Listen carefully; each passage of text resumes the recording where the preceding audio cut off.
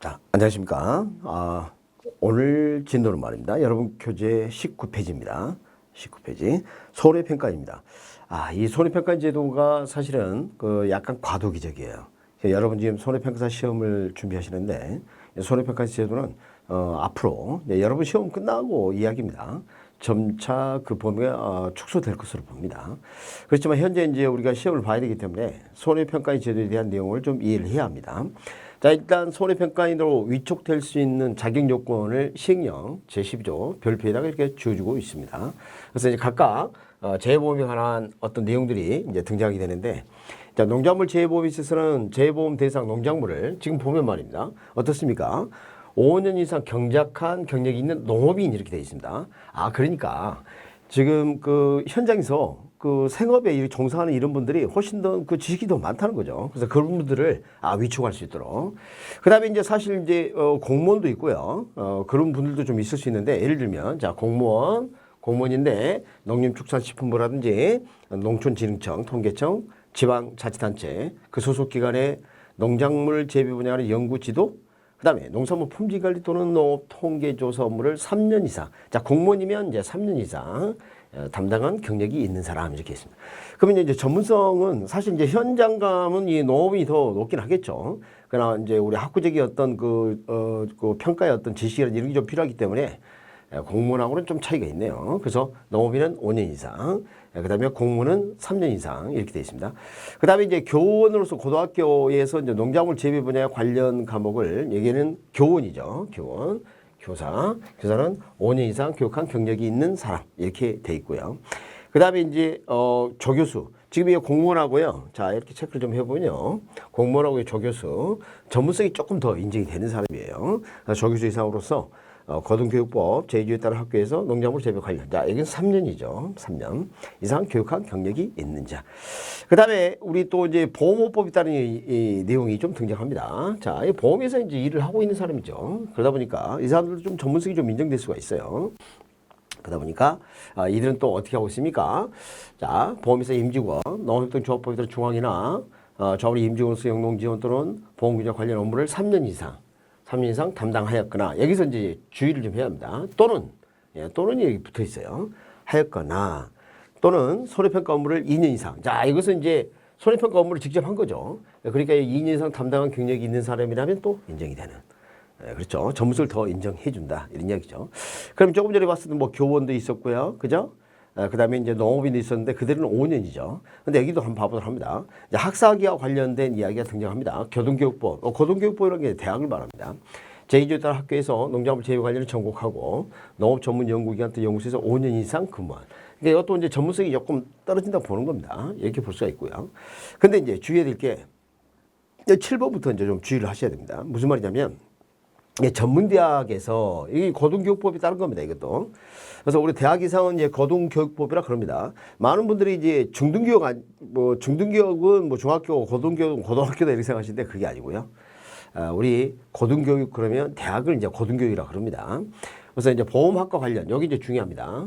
보험학과를 졸업한 이 사람은 가장 전문성을 많이 쳐줍니다. 그래서 이 졸업한 사람.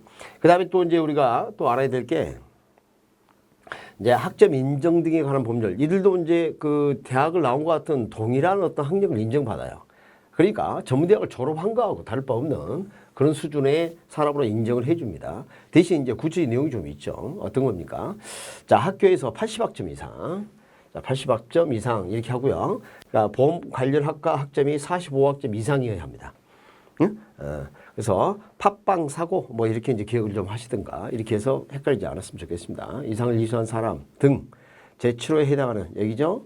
보험학과를 졸업한 사람이죠. 같은 수준의 이상의 학력이 있다고 인정합니다. 그러니까 이 보험학과를 졸업한 사람들은 바로 손해평가인 자격이 인정이 되는 겁니다. 그 다음에 이제 우리 농작물 재해보험과 관련되기 때문에 이런 게 농수산물 품질관리법이라는 게 있는데, 농산물 품질관리사가 등장하죠. 그러면 이따가 이제 등장할 양식수산물은 또 뭐냐면 수산물 품질관리사라고 있어요. 이들도 이제 전문성이 인정이 됩니다. 이게 전문가예요, 이들이. 재해보험 대상 농작물 분야에서 국가기술 자격법에 따라 기사 이상. 기사 자격증을 딴다는 것은 뭐 아주 전문성이 많이 요구되는 겁니다. 자, 그러면 제가 이제 방금 농작물 재해보험에 관한 내용을 좀 살펴봤는데요. 예, 임산물 재보험으로 해서 양식수산물 재보험 이것도 보면 대동소이합니다. 그래서 기본틀이 거의 같기 때문에 여러분이 점검해 보시면 크게 문제되지 않은 그런 내용이 됩니다. 자, 어떻습니까? 이게 임업인 어떻게 돼 있어요? 5년 이상 경자. 그죠? 그다음 공무원 나왔네요. 공무원은 아까 몇 년이었죠? 3년 이상. 이렇게. 교원에서 고등학교에서 가르치시면 이분은 점수가 조금 인정이 되기 힘들어요. 그래서 한 5년. 그러니까 임업인하고 동일하게. 조교수 이상, 이건 대학이죠. 이때는 3년. 이렇게. 그러니까 공무원하고 조교수. 그다음 보험업법에 따른 여기 이제 업무를 하는 이런 사람들도 이렇게 공무냐 뭐 조교수 이상인 것처럼 관련 업무를 3년 이상 하는데 근데 이제 그러나 손해평가 업무를 2년 이상 담당한 경력이 있는 사람 이런 사람들은 전문성이 훨씬 더 인정이 될 수가 있겠죠. 그래서 이것은 2년 이상입니다.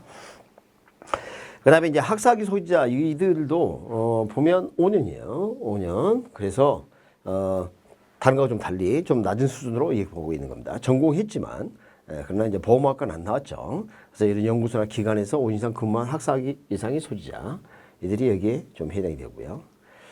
그 다음에 이제 고등교육법 똑같이 전문대학에서 보험학과 졸업 이거 아까 뭐 했었던 이야기죠.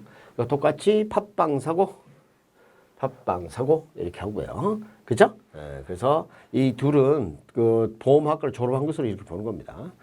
그 다음에 기사 이상 똑같습니다. 논리가. 가축재보험 볼까요? 마찬가지입니다. 기본 틀이 자 농업인들이 가축을 키우는 거죠. 그래서 5년 이상 사회공 경력인 농업인. 그 다음 공무원 몇 년? 3년. 교원이다 그러면 5년. 조교수 이상이다? 3년.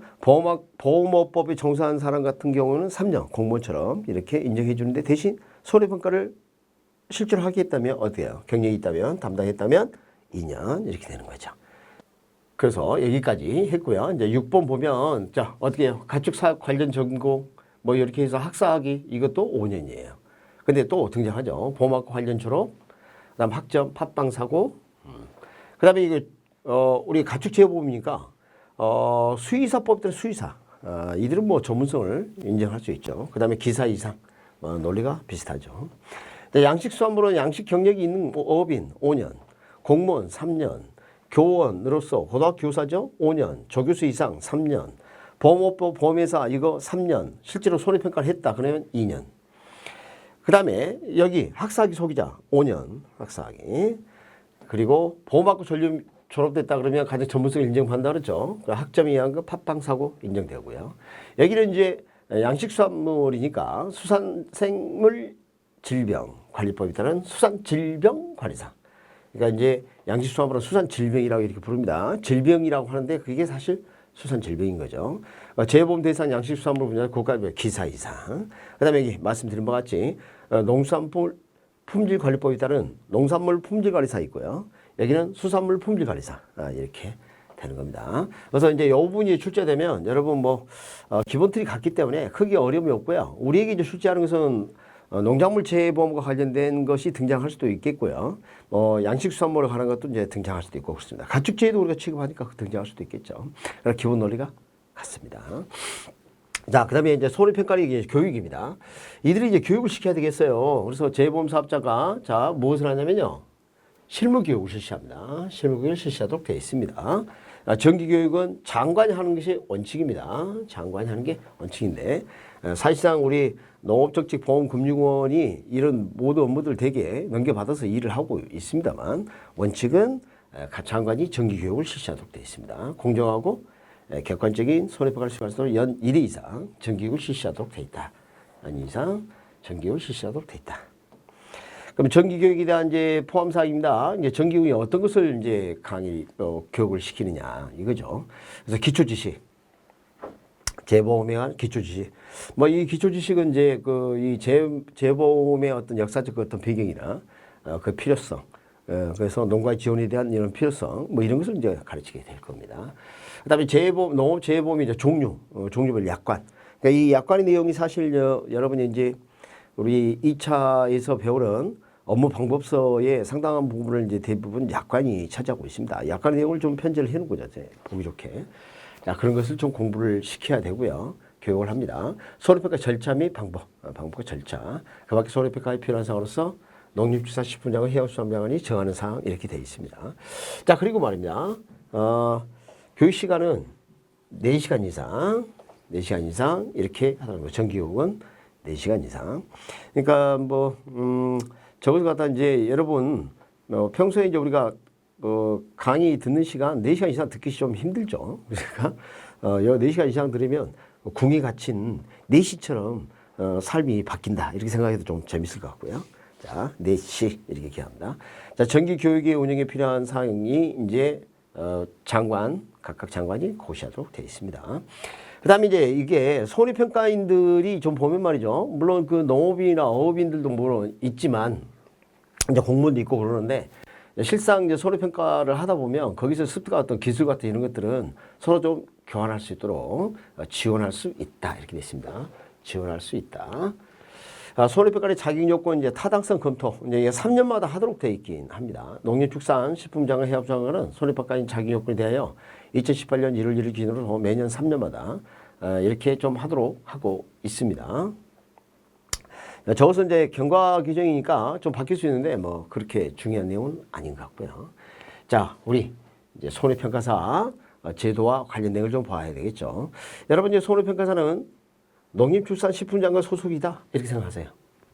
그리고 항상 손해평가는 공정하고 객관적인 손해평가, 공정하고 객관적인 손해평가 촉진 이렇게 볼 수가 있습니다.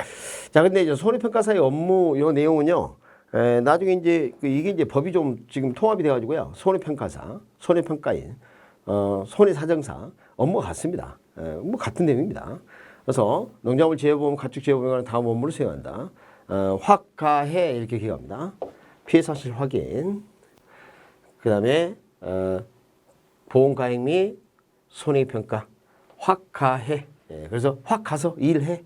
그래서 피해 사실 확인, 보험가액 및 손해평가. 그 밖에 손해평가에 필요한 사항 이렇게 정리할 수가 있겠습니다. 그 다음에 이제 손해평가사도 이제 교육을 실시할 필요가 있고요. 자, 그리고 이제 여러분이 지금 준비하는 이 시험이 손해평가사 시험 아닙니까? 그래서 손해평가 자격시험 제도가 언급이 되고 있습니다. 그래서 손해평가사가 되려면 일단은 농림축산식품장관이 실시하는 이 시험에 합격을 해야 합니다. 합격해야 되고요. 그러면 이 업무를 그러면 장관이 직접 하느냐? 지금 여러분이 잘 아시다시피 한국산업인력공단법에 따른 한국산업인력공단이 위탁을 하고 있는데 현재 그렇게 하고 있습니다. 위탁할 수 있다 그러는데 위탁하고 있습니다. 그래서 이제 그 여러분 뭐 큐넷이라고 들어보셨나요? 그래서 여러분 이제 시험을 보시려면 큐넷에 접수를 하셔야 돼요. 그러니까 등록하고 사진도 제출하고요. 뭐 이렇게 해서 해야 되죠. 그래서 여러분이 이제 시험 그 접수 기간에 좀 하시지 말고요. 미리 지금이라도 뭐 사진 같은 걸 좀 첨부하려면 그 파일의 크기라든지 이런 것 때문에 막 제약이 되기도 해요. 그러니까 미리 지금 회원 가입을 해 놓으세요. 근데 이제 큐엔에서 한 번이라도 이 관련 어떤 자격 시험이라든지 이런 데 응시한 경력이 있으신 분들은 그 자료가 남아 있죠. 그런 경우는 이제 크게 문제가 없는데 그렇지 않다면 저기 조금 시간이 걸려요. 그래서 임박해서 이렇게 되면 마음이 좀 조급해지고 그러니까 실제 시험 접수 그 기간에 하려고 하시지 말고 지금 회원 가입해 주시는 게 좋습니다. 그렇게 해 놓으시고요. 그다음에 이제 시험의 정지 또는 무효입니다. 여기에 해당되는 사람은 시험을 정지시키거나 무효로 하겠다는 겁니다. 자, 어떤 내용입니까? 야, 부정한 방법으로 시험 용시했습니다. 이게 뭐예요? 부정행위죠, 부정행위. 어떻게 보면 이것도 부정행위. 부정행위하고 부정한 방법. 그럼 부정한 방법이 어떤 거가 있을까요? 부정한 방법이. 그러니까 뭐 자기 요건이 안 되는데도 예를 들면 뭐 이렇게 하면 좀 그분들이 기분도 나빠할 수도 있는데 뭐 일란스 상비 같은 경우는 뭐 구분이 좀 잘 안 될 수도 있죠. 뭐 지문을 채취하거나 그러지 않는 한. 그래서 이렇게 부정한 방법으로 시험 용시하거나 또 시험에서 부정행위를 하거나 다 부정한 거죠. 다 부정한 겁니다. 자, 그래서 이런 경우에는 시험을 정지시키거나 무효로 하고요. 그 다음에 이제 시험에 이제 잘 나오는 게 요겁니다. 시험 응시 자격 제한입니다. 다음에 해당한 사람은 그 처분 인날로부터 2년이 지나지 않은 경우는 손해평가사 자격 시험에 응시하지 못한다 이렇게 돼 있죠. 자, 요게 2년 요것을 이렇게 합니다. 2년 이렇게 합니다. 2년이 되려면 2년이 지나야 이렇게 합니다. 알겠죠? 2년이 되려면 뭐 2년이 지나야 한다 이렇게 합시다. 2년. 그래서 시험 정지 무효 처분 조금 전에 봤었죠. 부정한 방법을 응시한 사람, 부정행위를 한 사람 이런 사람들은 정지 무효 처분을 받을 수 있죠. 그 다음에 이제 여러 가지 손해평가사 자격 취소 요건들이 해당돼서 취소가 되는 사람이 있을 거예요. 이런 경우는 그래도 몇 년이 지나야 된다? 2년이 지나야 한다. 이 말이죠. 자, 이런 부분은 이제 출제될 가능성이 좀 없어요. 그래서 여러분이 잘 뭐 아시는 내용이고, 전체 이제 틀을 보면 매년 1회 실시하고 있고요. 필요하다고 인정할 때는 2년마다 실시할 수 있다. 이런 규정이 있다는 거. 그러니까 경년제를 할 수도 있다. 대부분 시험들이 저런 표현들이 다 들어있어요. 그래서 실제로 이제 2년 경년제를 하는 경우도 있지만 대부분 이것은 형식성 그치고요. 매년 1회 대개 하고 있습니다. 그 다음에 시험 공고일은 좀 기억을 좀 합시다. 90일 전까지. 그래서 여러분 한 3개월 전에 인터넷 홈페이지 등에 공고를 이렇게 합니다. 시험 일시 장소라든지 시험 방법, 시험 과목, 응시 원서 제출 방법, 응시 수수료, 학기조 발표, 일시 및 방법 이런 것들을 이제 공고를 하도록 되는데 이런 것들은 이제 출제 가능성이 좀 높진 않아요. 그래서 이제 공고 여기 90이죠. 90 거꾸로 하면 09죠. 공고 90 이렇게 좀 기억했으면 좋겠습니다. 90 이런 것 좀 정리를 안 해놓으면 좀 찝찝하잖아요, 그죠? 선발 예정 인원, 수상 필요된 인정 선발 예정을 정한 경우에만 이렇게 합니다. 그러니까 이건 뭐냐면 지금 현재 우리 시험은 그러고 있지 않지만 다른 자격 시험 보면 선발 예정 인원 뭐 200명, 뭐 1000명 뭐 이런 식으로 정해놔요. 그러니까 지금 현재 뭐 변호사 시험 같은 경우 한 1000명 정도 될 것 같고요. 기타 이제 전문 자격사 시험 같은 경우 뭐 200명 정도를 선발 예정 인원을 정하는 경우가 있습니다. 수급상을 고려해서. 그래서 이제 우리도 갈수록 이제 그 정도 범위까지 갈 가능성도 있어요. 나중에 언젠가는. 그러니까 그 이전에 뭐 합격하는 게 가장 바람직하겠죠. 그 다음에 이제 응시원서를 제출할 때 있는데 Q&A에서 이걸 대응을 합니다. 장관에게 제출해야지만 실제로 여러분 장관을 만날 일은 없지 않습니까? Q&A에서 다 대응을 하고 있고요. 서울백에서 자격시험에 응시하는 사람은 응시수수료를 내도록 되어 있습니다. 응시수수료. 자, 그래서 이제 응시수수료를 냈는데 반환 조건이 좀 있어요. 그러니까 우리 수험생들이 이제 그래서는 안 되겠지만 이제 가끔 어떻게 해요? 이제 시험을 이제 볼까 그러니까 응시를 했다가 포기하는 경우도 있거든요. 이제 그런 분들은 어떻게 다시 반환 받는지 한번 보도록 할까요? 먼저 과오납했습니다. 잘못 낸 거죠.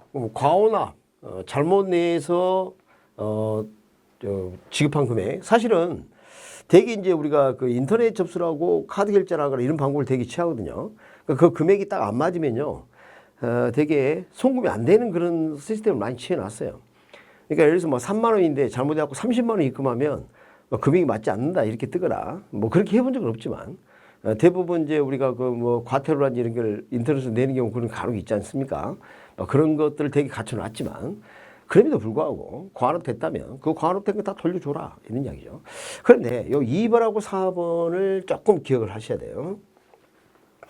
시험 20일 전까지 접수를 취소할 수도 있고요. 그죠? 10일 전까지 접수를 취소할 수도 있겠죠. 그래서 20일 전까지 취소하는 경우는 전부 돌려줍니다. 근데 10일 전까지, 그러니까 여기 날짜 절반이니까 50% 돌릴 것 같지만 그렇지 않고요. 60% 돌려줍니다. 10일 전까지는 60%를 돌려줍니다. 그래서 뭐 요걸 이빵 전부 먹고 일일 빵빵하게 하면 몸이 육이 빵빵, 육빵 이렇게 이제 기억하셔도 괜찮겠어요. 이빵 전부 일빵, 육빵 이렇게 이제 기억하면 좀 혼란이 좋을 것 같습니다. 자, 이것은 또 어떻게 될까요? 시험 관리 기간은 규칙 사유랍니다. 시험에 응시하지 못한 경우 납부한 수수료 전부 이렇게. 선생님 요걸 윗줄 좀 적지 왜 이렇게 순서를 바꿔? 제가 그런 거 아닙니다. 제가 한 게 아니죠. 그래서 20일하고 11일 바로 밑에 적었으면 참 좋았을 텐데 아니 요것을 제일 위로 올리거나 뭐 이렇게 해서 좋았을 텐데 지금 현재 규정이 이렇게 돼 있다 이런 이야기죠. 자, 이제 손해시험 평가, 자기시험 평가는 여러분이 다 아셔요. 이건 시험에 나올 가능성이 거의 없습니다. 왜냐하면 우리가 이제 그 자체를 모르고 시험을 보지를 않으니까 1차, 2차 이렇게 하고요. 1차 시험에 합격한 사람과 1차 시험을 면제받은 사람 이런 사람이 2차 시험을 볼 수가 있게 되죠. 그래서 1차 시험은 선택으로 출제하는 원칙으로 하고요. 사실 이렇게 돼 있어요. 단답형 또는 기입형을 병행할 수 있다고 돼 있어요.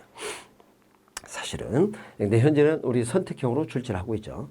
우리 손해평가사 시험은 선택형으로 1차는 사지 선택형입니다. 사지 형태로 하고 있고요. 자, 2차는 서술형으로 출제하는.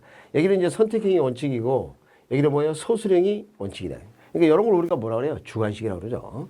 출제하는 것을 원칙으로 하되 단답형 또는 기입형을 병행할 수 있다. 그러니까 서술형으로 이제 출제를 하되 사실 요걸 이제 병행하고 있어요. 단답형, 기입형 뭘 적어라. 단답 어떤 특정 단어를 적어라 이렇게 하거나 숫자를 적어라 뭐 이런 방법을 취하는 것도 있고요. 서술해라 이렇게 하는 것도 있습니다. 그에 대해 서술하라. 그러니까 저기는 이제 논하라 이게 아닙니다. 그러니까 우리 서술하고 논하다 이건 좀 다릅니다. 그러니까 엇방서에 있는 내용을 그대로 한번 적어봐라 그런 이야기고요. 서술은 글로 써라, 글로 써봐라 그런 이야기고 당신의 생각은 어때 이런 거 묻지 않아요. 예, 그것은 논하라 이런 뜻이고요. 그래서 그것은 학습이 대립되거나 그럴 경우에는 사법시험 같은 경우는 이제 논하라 이렇게 이제 하기도 하거든요. 근데 우리는 그런 스타일은 없습니다. 자, 자격시험에 이제 과목들이 좀 나열되고 있고요. 지금 여러분이 지금 1차 시험에 상법 보험편, 이거 지금 우리 홍 교수하고 지금 강의를 듣고 계실 것 같고요. 농업 재해보험령 지금 우리가 하고 있죠. 손해평가 요령. 그래서 이 손해평가 요령은 좀 왕왕 좀 개정이 됩니다. 이게 이번에 약간 좀 변화가 있어서 그걸 좀 업데이트 하기로 했는데 혹시 미진한 게 있다면 제가 또 보완을 좀 해드리도록 합니다. 그 다음 농학개론 및 재배합리 원예작물학이 상당히 방대합니다. 그러니까 우리 이제 수험생들이 혼자 공부할 때 제일 이제 고통을 느끼는 파트예요. 그래서 이제 전략이 좀 필요합니다. 우리가 이걸 고득점 하겠다? 사실 쉽지가 않아요. 그러니까 여기 전공자도 이걸 고득점한다는 게 쉬운 게 아니기 때문에 우리 수험생들은 좀 마음을 약간 비우셔야 돼요. 그래서 기출문제 중심으로 지금 저도 이제 그렇게 강의를 좀 진행할 수밖에 없는 어려움이 있는데 너무 세부적인까지 학습을 하게 되면 학문의 너무 방대하다 보니까 이거 커버할 수가 없습니다. 그래서 자 우리가 출제된 범위 내에서 최선으로 최대 효과를 볼. 그래서 이것은 관악 넘기는 데 좀 초점을 두시고요. 생각보다 상법 보험편하고 농업재해보험령 이 부분이 득점이 좀 잘 되는 편이에요. 평균 한 80점 이상을 되게 득점할 수 있어요. 지금 강의에 충실하게 따라주시면 그런 결과를 가져올 겁니다. 그러면 요 세 번째 과목은 부담이 적겠죠. 그래서 전체 평균 우리 60점 넘으면 1차는 합격하는 거니까요. 자, 그 다음에 이제 2차 시험이 이제 사실 여러분 뭐 상당히 관심의 대상입니다. 그래서 1차 시험을 합격했지만 2차에 대한 이런 관심도가 좀 점점 떨어지기 시작해요. 왜냐하면 학습하다 보면 쉽지가 않아요, 이게. 많은 다른 강사들이 그런 얘기를 합니다. 아니, 업방세 보면 그 책 딱 한 권이고 말이야. 그거면 되지 않느냐, 이렇게 하는데 막상 해보면요. 난수표입니다. 난수표고. 그러다 보니까 어느 정도 강의를 듣지 않으면 이게 좀 따라하기 힘들어요. 그래서 어떤 체계를 좀 잡는 거라든지 그 업방사 갖고는 잘 안 됩니다. 그래서 반드시 여러분 지금 동영상으로 이걸 보고 계시지 않습니까? 여기서 2차 과목은 반드시 동료하고 같이 해야 합니다. 그러니까 이제 문제를 실제 적응하는 그런 능력이 좀 필요하거든요. 그래서 그런 연습까지 다 하셔야 돼요. 그래서 이것은 이제 다른 거 없습니다. 많이 쓰시고 반복하는 수밖에 없다. 이렇게 볼 수 있겠습니다.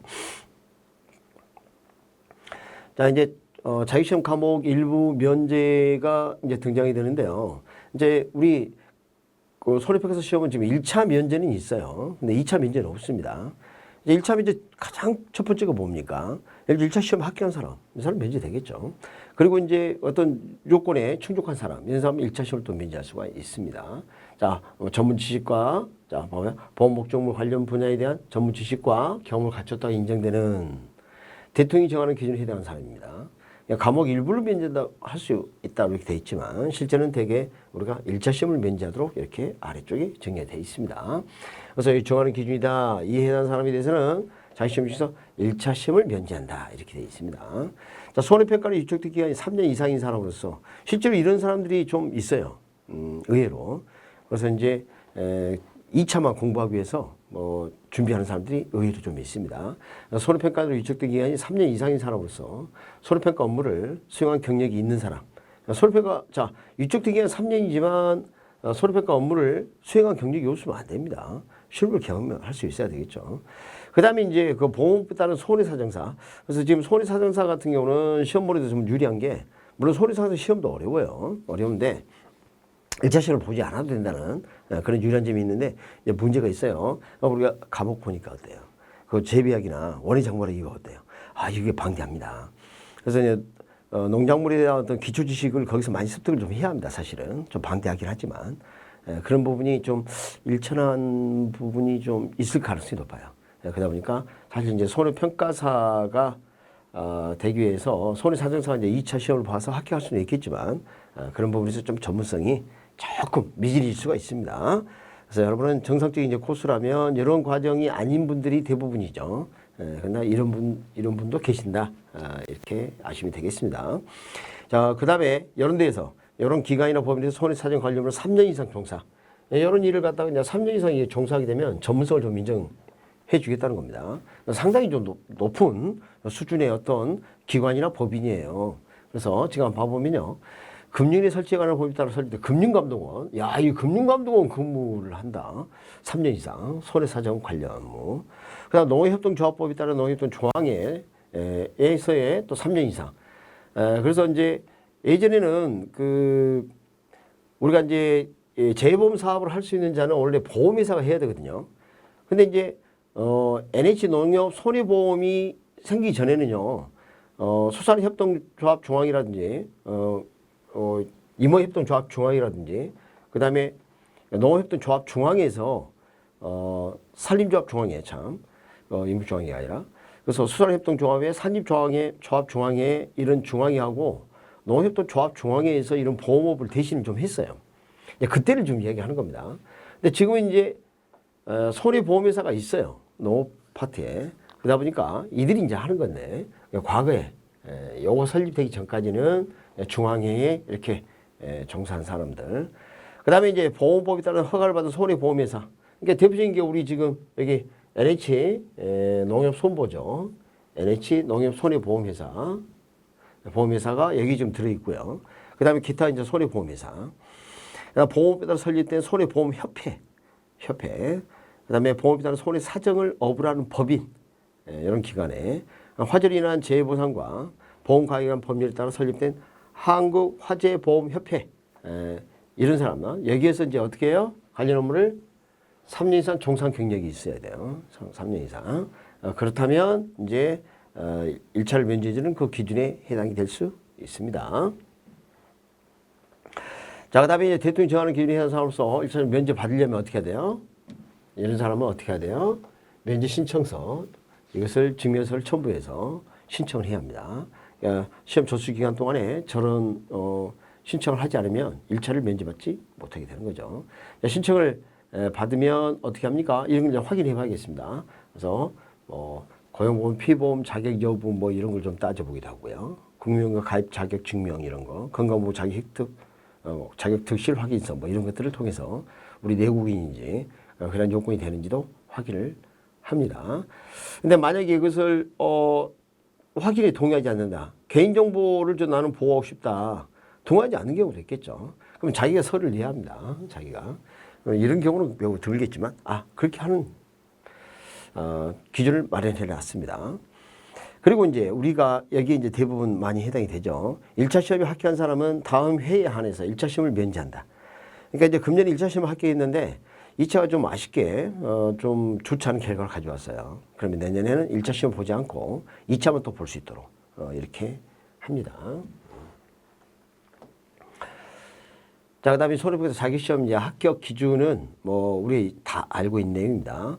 1차 시험 합격자를 정할 때는 매 과목 100점 만점에서 매 과목 40점 이상. 이게 뭔 말이냐면 과락이 40점이라는 뜻입니다. 매 과목 적어도 40점 넘어야 돼요.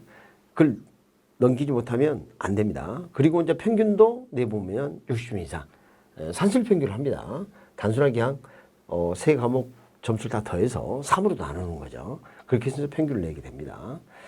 자, 2차 시험은 이제 원칙에 우리가 이제 절대평가라고 볼 수 있는데, 자, 이렇게 합니다. 현재 우리는 이렇게 하고 있어요. 2차 합격을 결정할 때는 매 과목 100점 만점을 해서 매 과목 40점 이상, 전과 평균 60점 이상 이렇게 득점하는 자를 대상으로 해서 합격자를 결정합니다. 자, 예외 상대평가입니다. 자, 이것은 이제 뭐냐면 이제 그 수급상 좀 필요하다. 그러면 그 석차순으로 이렇게 뽑는 겁니다. 그러니까 과락 40점 득점한 사람 중에서 총득점이 높은 사람부터 차례로. 그러니까 과락을 일단 넘겨야 됩니다. 차례 선발 인원에 달할 때까지. 이제 200명 뽑겠다. 그럼 1등부터 200등까지. 동점자가 있다. 그럼 인원이 초과하더라도 예를 들면 200등 2명이야. 그러면 201명까지 뽑는다. 그 말입니다. 예를 들어서. 그래서 동점자가 있다. 그러면 초과하는 경우 동점자 모두 합격자로 이렇게 해라. 그리고 점수는 소수점 이하 둘째 자리, 셋째 자리 이하는 이제 버려라 그 말인데 둘째 자리까지 계산을 해서 이걸 판단하자 이 말이죠. 그리고 이제 합격자가 최종 합격 결정되면 인터넷 홈페이지에다가 이걸 공고하도록 되어 있습니다. 그리고 이제 자격증 발급은 누가 해줘요? 농림축산식품장관이 자격증을 발급해 줍니다.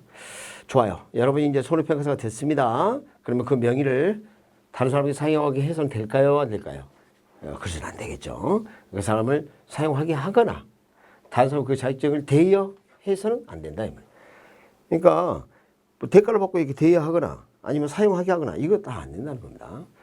그래서 누구든지, 이 누구든지는 대한민국 모든 국민입니다. 누구든지 손해평가사 자격증을 취득하지 아니하고 그 명의를 사용하거나 자격증을 대여받아서도 아니 되고 또는 제3자지 입장에서 명의 사용이나 자격증 대여를 알선해서도 안 된다. 소개해 주거나 그것도 안 된다. 이렇게 되어 있습니다. 너무나 당연한 이야기예요. 어떤 자격시험이든지 다 그게 등장하죠. 자, 이렇게 해서 이제 앞에 지금 뭐 시험에 관한 내용도 나왔는데요. 그건 거의 출제가 잘 안 돼요. 아시다시피 그 출제 가능성이 없는 내용입니다. 그럼 어디서 이제 출제가 되느냐? 여기에 이제 출제가 될 수가 있어요. 그래서 자격 취소 사유 뭐 이런 것들이 우리가 기억을 해야 할 내용이 되겠습니다. 요 지금 5가지 적혀 있는데 어느 하나에 해당하는 사람에 대해서는 자격을 취소할 수 있다 일단 이렇게 돼 있는데 자, 기업 요놈이죠. 미음 이거죠. 이건 반드시 취소해야 한다 이렇게 돼 있습니다. 그러면 우리 시험 문제는 이제 이걸 이제 구분해서 내지는 않고 있는데 취소 사유에 해당하는 거 안 하는 거 요걸 이제 묻는 문제가 출제가 됩니다. 그래서 이것은 암기를 하셔야 돼요. 그래서 이제 암기를 하셔야 되는데 나중에 이제 표로 가지고 제가 암기를 시켜 드릴 겁니다. 암기 시켰는데 일단 여기 잠깐 볼게요. 거부득 이렇게 하고요. 거북이 등을 하고 그다음에 명사자대 뭐 사명대사가 있는 좌대 이렇게 해도 좋고요. 명사자대 자대알 거기 앞에 와서 알선 아까 알짱거리고 말이죠. 그래서 정지수행. 자, 먼저 이것부터 정리를 합니다. 손해보다 자격을 거짓 부정한 방법으로 취득한 사람. 이거 바람직하지 않죠. 그러니까 애초에 이 자격을 인정해 줄 수 없는 사람이에요. 그럼 다른 사람에게 평가사 명의를 사용하게 하거나 그 자격증을 대여한 손해평가사. 그 다음에 이것을 또 알선한 사람. 그 다음 우리가 이제 업무 정지 기간을 정하고 있습니다. 1년 이내의 기간 동안 업무 정지를 명할 수가 있게 되는데 그때는 업무를 해서는 안 되죠. 근데 그 정지 기간을 그것을 위반하고 업무를 수행해 버렸어요. 그럼 이런 사람도 취소 사유가 됩니다. 그래서 거북이 등을 하고 명사들이 앉아서 이렇게 수행하는 그런 장소에 앞에서 알짱거리면서 말이죠. 아련하고 막 이렇게 하면서 지도 같이 정지 수행한다. 그냥 도닦겠다는 이야기죠. 손해평가 업무 하겠다 안 하겠다? 안 하겠다 말입니다. 그래서 이것들은 첫 번째 취소 사유가 되고요. 반드시 취소해야 되는 것은 거부득하고 정지 수행입니다. 이거 반드시 취소하는 상황이에요. 그다음 니은 같은 경우는 이제 나중에 거지평 시작 뭐 이렇게 이제 제가 암기를 시킬 건데 자, 이거 같은 경우는 처음에는 시정명령을 해요. 일회 적발시. 그리고 두 번째는 자격 취소를 할 수가 있게 됩니다. 그래서 이것도 자격 취소 사유에 해당이 됩니다. 해당이 되지만 처음에는 시정명령하고요. 그 다음에 자격 취소 단계에 들어가게 되는 거죠. 그래서 이것은 나중에 개별표 가지고 암기를 좀 하도록 하겠습니다. 다시 하겠습니다. 그때. 자, 청문을 실시해야 되는 거 이거 좀 중요합니다. 그러니까 손해평가사나 손해평가인이나 이런 업무정지라든지 자격 취소 또는 유책 취소가 되면 그에 대한 청문을 하도록. 무슨 말입니까? 들어봐라 이 말이야.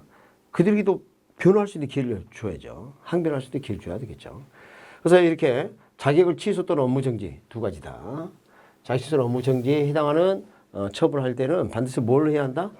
청문을 하도록 하겠습니다. 들어봐라 이거예요. 응? 그 사람 말을 한번 들어봐라 이 말이에요. 자, 그리고 이제 자격 취소 처분의 이제 세부 기준인데요. 이건 거의 출제 대상은 아니에요. 아닌데 어떻게 이제 판단하는지 전체 아우트라인 한번 잡아보도록 하겠습니다. 일단은 위반 행위 횟수에 따른 그러니까 1회야 2회야 이걸 처분하는 그 기준은 최근 3년을 기준으로 이렇게 합니다. 근데 나중에 다루게 될 손해평가인은요 수명이 1년짜리예요 사실은. 수명이 그러다 보니까 그거는 1년 이내에 그 횟수를 좀 따지는데 우리 손해평가사는 최근 3년 기간 동안에 이걸 몇 회 지금 적발이 됐는지 그걸 따지는 거예요. 행정처분을. 이렇게 적용을 합니다. 그래서 자, 주의해야 될 게 처음에 행정처분 한번 받았죠. 그럼 2회차는 그 처분 후에 다시 봐요. 같은 위반 행위를 하여 적발된 날 이렇게 되어 있습니다. 그러니까 행정처분을 받은 날, 그 다음에 행정처분 받은 날이 아니에요. 예를 들까요? 그걸 딱 행정처분을 하려고 했는데 3년이 넘어버리면 처분효과가 다음으로 넘어가잖아요. 그러니까 행정처분을 받은 날, 그러고 그 다음 이제 2회차 위반 판단을 어떻게 하냐면 적발된 날을 2회, 일단 2회차로 봅니다. 3년 이내 기간으로 판단해서. 그런 뜻이 되는 거죠. 그렇게 이제 의미를 이해할 수가 있게 됩니다. 그 다음에 이제 가중처분, 행정처분하는 경우에는 그 차수는 당연히, 그러니까 1회차에서 2회차 위반이다, 3회차 위반이다. 그러면 위반, 지금 적발된 그 전 행정처분 차수, 다음 차수, 당연하죠. 1회차 다음에 2회차고요. 2회차 다음에 3회차다. 그런 이야기죠. 근데 만약에 그 행위가 둘 이상인데 봤더니 그 수준이 달라. 처분 기준이 달라. 그 중에서 무거운 처분 기준에 따른다. 너무 당연한 듯한 그 내용. 무거운 걸 따라가는 게 맞겠다. 그래서 제가 요걸 이제 암기를 아까 좀 시켜드렸죠. 그래서 지금 요것은 뭐, 요 놔두고 어떻게 해요? 자, 거부기 등 이렇게 하면서 그 다음에 명사자대할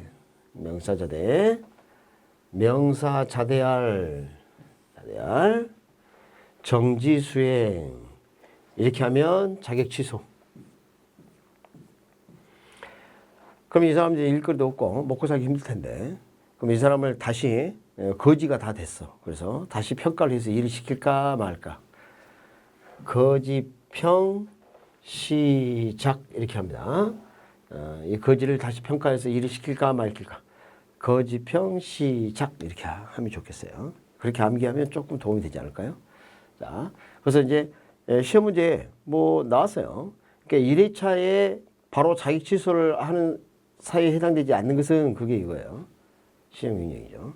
이번 20회 때인가요? 이걸 냈었죠. 그러니까 이거 좀 구분 좀 해주시고요. 그 다음에 이제 손해배상에서 업무 정지입니다. 그 직무를 게을리하거나 직무를 수행하면서 부적절한 행위를 했다 인정되면 1년 이내의 기간을 정해서 1년 이내의 기간.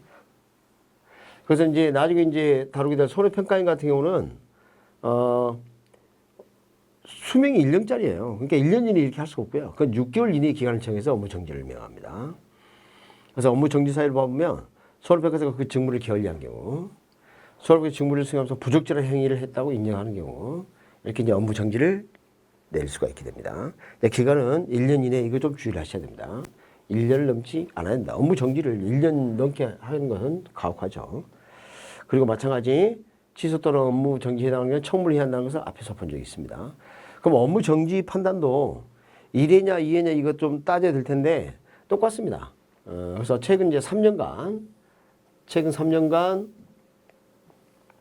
같은 기반청일 행정처분을 적용을 하고 말씀드린 같이 첫 번째 행정처분을 받은 날과 다시 위반을 해서 적발된 날, 처분을 받은 날과 적발된 날 이렇게 해서 회차를 따진다. 그래서 3년 넘어버리면 안 되니까 1년 넘어버리면 또 안 되니까 여기는 이제 3년 넘으면 안 되니까. 자, 그래서 지금 그 차수는 그 마찬가지로 다음 차수를 한다. 둘 이상이면 어떻게 돼요? 무거운 처분 기준에 따른다. 근데 여기 이제 단서 기준이 하나 있어요. 단서 기준이. 가장 무거운 처분 기준에 2분의 1까지 그 기간을 늘릴 수 있고, 늘릴 수가 있다. 그 기간을 늘리는 경우에도 정지기간 1년은 상한입니다. 1년 넘길 수는 없어요. 늘린다 하더라도. 그 다음에 이제 줄일 수도 있습니다. 지금 이 밑에 사소한 건데요. 다음 어느 하나에 해당하는 경우는 개별기준 처분 기준에 2분의 1을 보면서 그 기간을 줄일 수도 있도록 이렇게 하고 있습니다. 그래서 이제 봐보면 이렇게 되어 있는 거죠.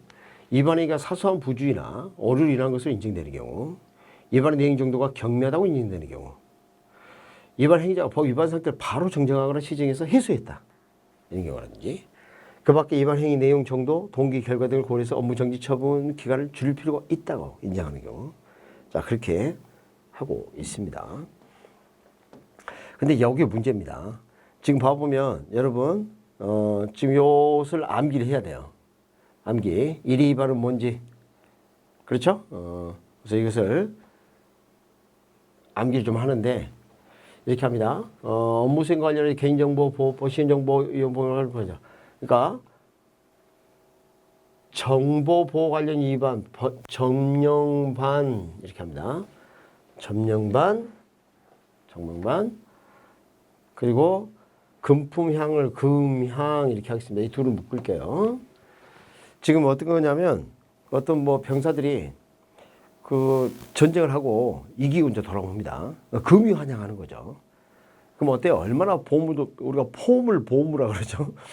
폼도 당당하게 팍 이렇게 들어올 거 아닙니까? 착탁 예전에 이제 군사 같으면 그래서 몸을 꼿꼿이 육꽃꽃 이렇게 창을 세우듯이 육꽃꽃 점령반 금향 육꽃꽃 이렇게 좀 외웠으면 좋겠는데 그러니까 여러분이 이제 암기법을 따로 만드시면 만든 대로 하십시오. 그 다음에 이제 요겁니다. 요 두 가지도 좀 묶어볼게요. 자기 또는 다시 위쪽 좀 법점을 좀 더 보아죠. 요거요. 업무수행 관련 보험계약자 또는 보험사로부터 금품 또는 향을 제공받은 경우 이렇게 해서 이제 두 가지 했고요. 제가 법령을 안 읽어드렸죠. 다하구라 좀 볼게요. 자, 이 같은 경우 어때요? 자기 또는 자기가 생계를 같이 하는 사촌 이내에 뭐 친족, 이해관계자 이렇게 볼 수가 있는데 가입한 보험계약에 있어서 손해평가를 한 경우 그래서 그 다음에 자기 또는 이해관계자 모집한 보험계약에 있어서 손해평가 이것은 가입한 거고요. 이거 모집한 거죠. 그렇죠? 그래서 이렇게 합니다. 자기 이해관계자 가모 이렇게 하겠습니다. 가입하고 모집한 거. 자기 이해 가모 이렇게 합시다. 냉장고 문을 열어봤더니 이제 우유가 있는데 유통기한이 오늘까지야. 그럼 이걸 넘어서면 어떻게 돼요? 유통기한이 넘어섰잖아요. 그럼 상했을 수가 있잖아. 그러니까 아유 우리 배우자가 이걸 먹으면 안 되지. 자기 이해 이번 해가 넘어가면 이해 가모 새우유 이렇게 이제 기억합니다. 자기 이해가 넘어가면 이거 같은 거죠. 자기 이해가면 새우유. 아까 위에는 점령반 금향 육곡권. 자기 이해가며 새우유 이렇게 이제 외웠으면 좋겠습니다. 알겠죠? 그 다음에 이제 뭐 암기법을 좀 이렇게 해야지 그렇지 않으면 시험 보기 좀 힘듭니다. 그 다음에 또 이제 어떤 내용입니까?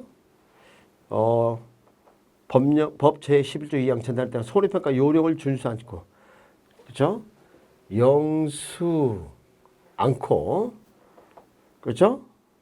영수 처리 않고, 그 밖에 손해평가사가 직무를 게을리하거나 직무 수행하면서 부적절한 행위를 했다면, 자, 게을리하거나 부적절 했다고 인정되는 경우, 그럼 개부정 이렇게 하죠. 우리 개자가 요즘은 매우 그런 의미로 많이 쓰지 않습니까? 영수증도 안 끊어주고 이걸 막 부정하고 그렇게 합시다. 영수 않고 개부정 그러면 어때요? 야 저런 돈 떼먹었어. 고하 하나 할 때 하나 고하 셋이죠. 고하세 이렇게 합시다. 고하세 영수 않고 개부정 고하세 이렇게 오시면 좋겠어요. 영수 않고 개부정 고하세 네, 그렇게 좀 정리를 했으면 좋겠습니다. 암기법 어떻게 해요? 여기 정령반 금향 육곡권 자기 이해감호 세유유 영수 않고 개부정 고하세 이렇게 해요. 암기법은 그렇게 하는 게 좀 좋을 것 같습니다. 안 해오시면 문제 보기 좀 힘듭니다. 시험 문제 풀기 힘들어요. 그래서 지금 우리 개별 기준까지 좀 살펴봤습니다. 자, 지금 너무 이제 많은 내용을 좀 학습을 했기 때문에 암기법 좀 정리하시고요. 여기 관련된 좀 문제 좀 풀고 다음 일은 또 전개하도록 합니다. 네, 수고하셨고요.